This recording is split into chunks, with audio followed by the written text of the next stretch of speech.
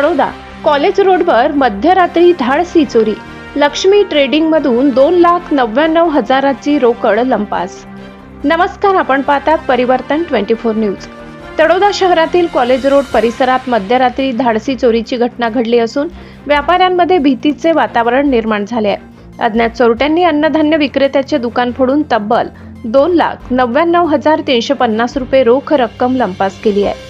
मिळालेल्या माहितीनुसार कॉलेज चौफुलीजवळ व्यापारी प्रकाश मनोहरलाल कलाल यांचे लक्ष्मी ट्रेडिंग नावाचे धान्य खरेदी विक्रीचे दुकान आहे. दिनांक 17 रोजी रात्री 2 ते 4 वाजेच्या सुमारास चोरट्यांनी दुकानाचा पुढील बाजूचा पत्रा वाकवून आत प्रवेश केला. दुकानात प्रवेश केल्यानंतर चोरट्यांनी टेबल व कपाटातील सामान अस्ताव्यस्त फेकून दिले. टेबलातील ड्रॉवर तोडून त्यामध्ये ठेवलेली 2,99,350 रुपयांची रोख रक्कम चोरून नेली. शिवाय चेकबुक आणि इतर महत्त्वाची कागदपत्रे दुकानात व बाहेर विखुरलेली आढळून आली.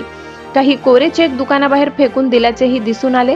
रोख रक्कम हातोहात घेऊन चोरट्यांनी मागील दरवाजाचे कुलूप तोडून पळ काढला. विशेष म्हणजे यापूर्वीही 2 वेळा याच दुकानावर चोरीचा प्रयत्न झाल्याची माहिती समोर आली आहे. या प्रकरणी दुकान मालक प्रकाश कलाल यांनी पोलिसात तक्रार दाखल केली असून पोलिसांनी नंदुरबार येथून श्वान पथकाला पाचारण करून तपास सुरू केलाय.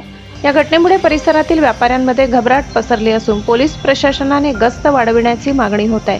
अधिक अपडेटसाठी पात्रा परिवर्तन 24 न्यूज.